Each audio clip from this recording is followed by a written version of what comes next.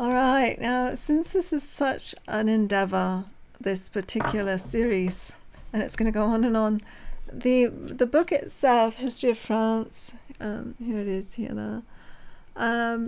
I believe, well, this is only one of them. There are four, and because there are so many and there's so much to discuss, I'm going to turn off the actual video of myself, because it's just not necessary. You know, I'm all hunched over the book the whole time, and I don't know, it's just going to be my voice. I just think that'll be a preference for now. Okay, thank you. All right, so we're at Clodian. Now, bear in mind, I'm only on page 22. Yeah, 22. Now, this is a typeset print, so when they printed through on the paper, it really is like it was typewritten on a typewriter with the old type. It's quite, you can feel the depth of the print. It must have been done on a specific sort of press, you know, that pushed into the paper. So here we have now, we've discovered that no, we cannot have an official Queen of England. They can be married, of course, and be called, Queen of France. They can be married and be queen, but not really ruler and queen. That's a big difference. And that was all because of our last little fellow called Pharomonde there. And that kind of is still running true today in a way. I'm not gonna say that they've had great offerings for presidents and etc., but it is more rare than often to have a female as prime minister or president. All right, so here we are at Clodian. Now, Clodian is AD 427. Now, Clodian surnamed the Hairy, either from the quantity of hair which he had, or because he wore it longer than his predecessors. Succeeded by his father, Pharamond, it is said that he had scarcely ascended the throne when the Roman general Aetius marched against him with a powerful army, defeated him, and took him and took from him all he possessed in Gaul. So Clodian really lost the poodle, and compelled him to repass the Rhine. Okay. We are further told that this prince, in order to be revenged on the Romans, made incursions into Thuringia, where he committed great ravages, and surprised a castle called Disperg. So he did try, but the way he went at it was great ravages, so that doesn't sound like he was playing fair. Now, we have the 431. What is great ravage? Is that really like sacking the castle, burning it to the ground, destroying the fields, the crops, etc., the people? Sounds like a murderous intent, for sure. So, AD 431, Aetius advanced against him a second time, and after beating him in action, in which much blood was shed on either side, he preferred the granting him a peace to risking another battle against a nation which seemed to acquire fresh vigor from defeat. This peace, however, was of short duration. Clodian could not forget the beautiful kingdom he had possessed in Gaul.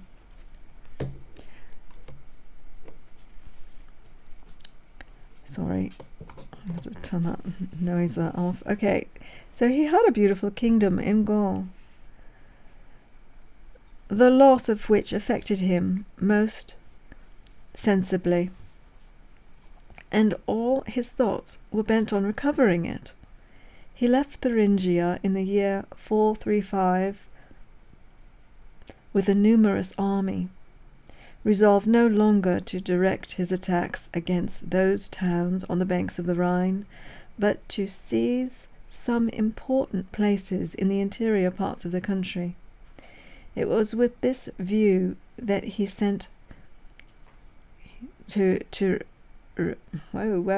reconnoitre to Reno. That's odd. They threw a French one in there. That division of the district of Belgia, of which Reims was the capital. So, now where is this beautiful kingdom? Because we all want to know it. We're talking Thuringia. I don't believe he really liked Thuringia at all. So I would like to know where he was really from. So let's bear that in mind. Maybe Thuringia is no good, even to this day. As soon as he was informed that all the towns were defenceless, he began his march, surprised and defeated the Roman troops that were appointed to guard the passages. They took Tournai, carried Cambrai at the first assault, and reduced all the surrounding country as far as the river Somme.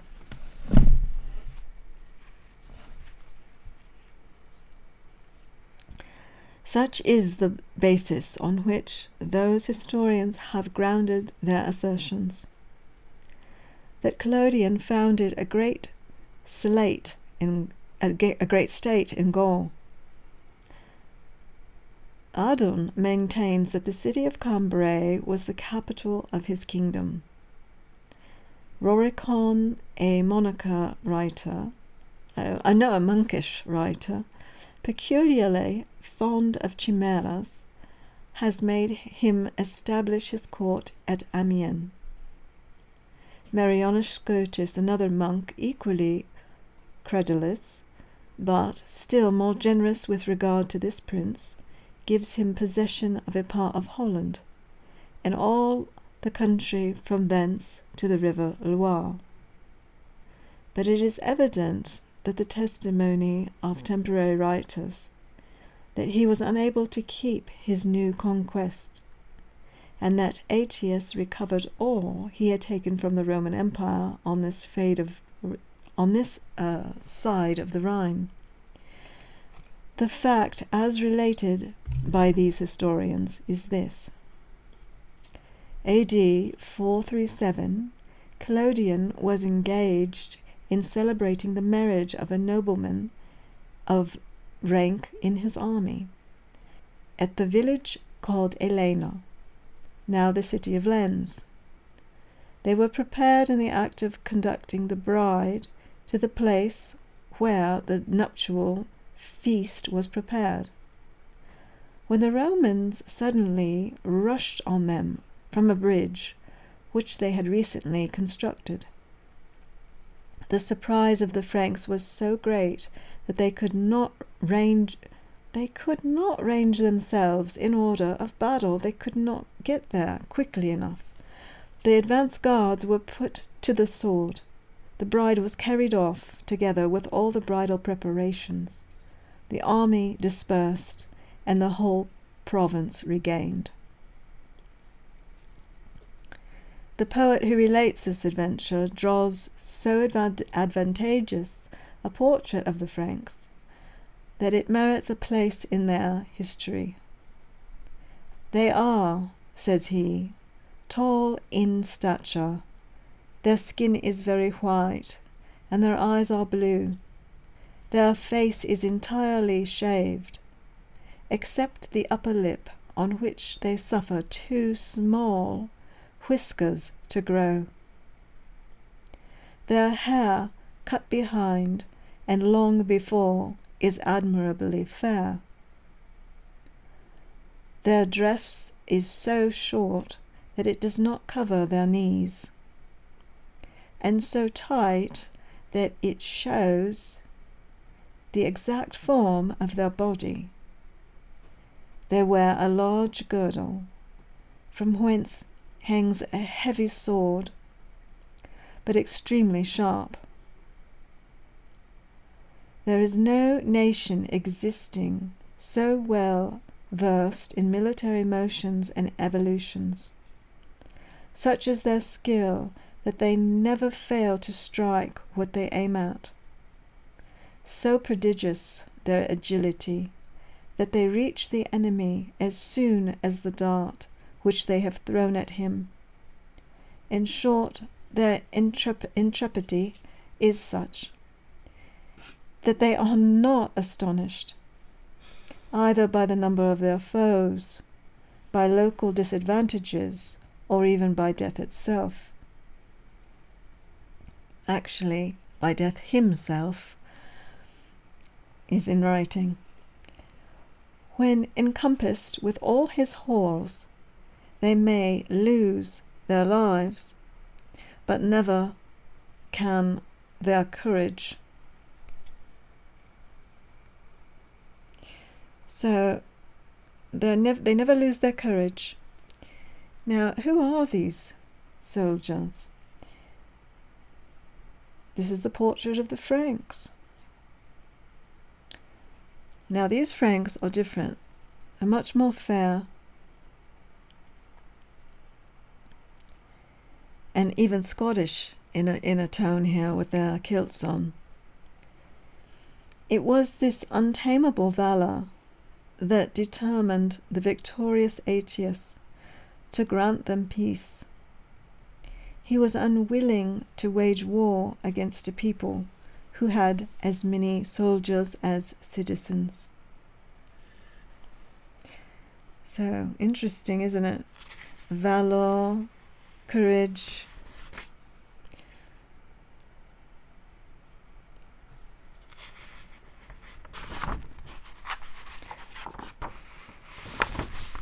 Okay, so we're going to continue. We are told by the historians of that age that some years after this treaty, Germanus, Bishop of Auxerre, was sent into England to maintain the true faith against the heretical followers of Pelagius, who denied the existence of original sin and necessity of divine grace for the purpose of salvation.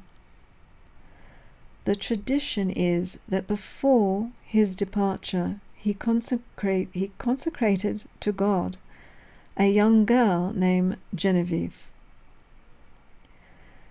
whose virtue was afterward signalized by miracles without number.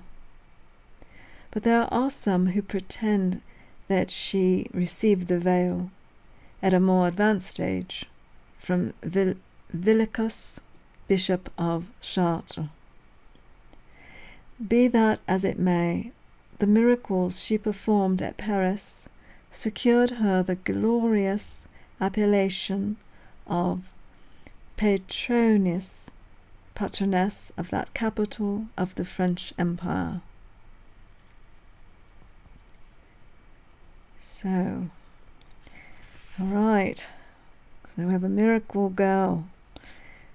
And now we have AD 448. Clodian died after a reign of 20 years from grief, as some authors assert, for the death of his eldest son, who was killed at the siege of Soissons. Neither the name of his consort nor the number of his children is known. Some say he had 2 sons, Clodibald and Clodimir, others 3, whom they call Reginald, Albiron and Regnacarius. From Oberon, they say, sprang Albert, from whom the family of Pépin, the first monarch of the second race, descended. But an author deeply versed in the ancient history of France pretends to have demonstrated that he descended from Tenacius Feriolus, praetorial prefect of Gaul. So, some discrepancy there. The next chapter is Meroveus. This is 448. The birth of Meroveus is a perfect problem, of which no part of history can afford a solution. Some assert from a passage in Gregory of Tours that he was related to Clodian. Others, on the authority of Priscius, the rhetorician, pretend that he was the son of that monarch. Priscius relates that the king of the Franks left 2 sons, who both laid claim to the crown. The eldest implored the assistance of Attila, king of the Huns, and the youngest fought the protection of the Romans. He even tells us that he saw the latter at Rome. He was, says Priscius, in the flower of his youth, and his long fair hair hung in ringlets upon his shoulders. The emperor loaded him with honours and presents, and Aetius adopted him for his son. But what can we conclude from accounts in which neither of the princes are named?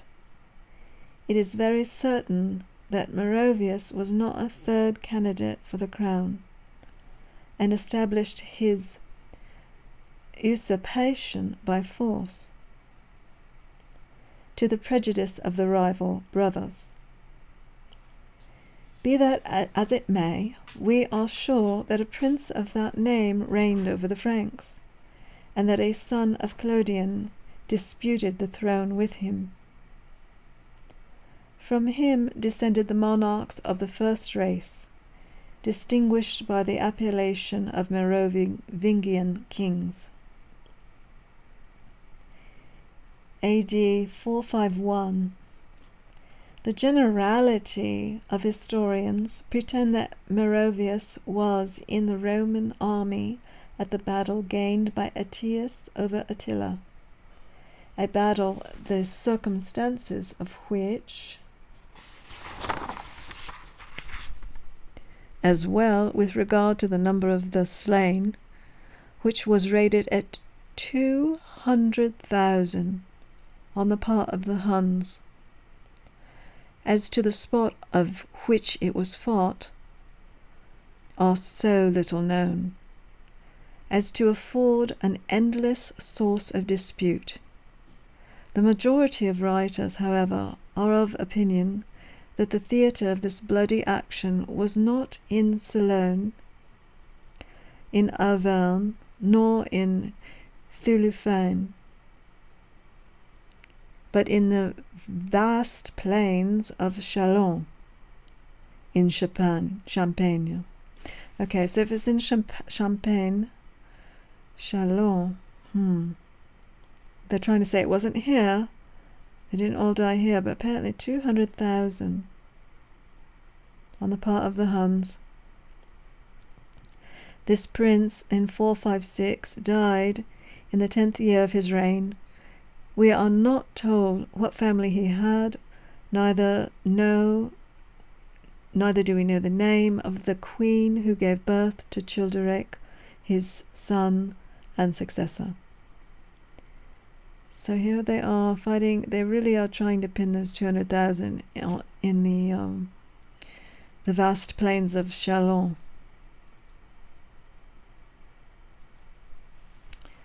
All right.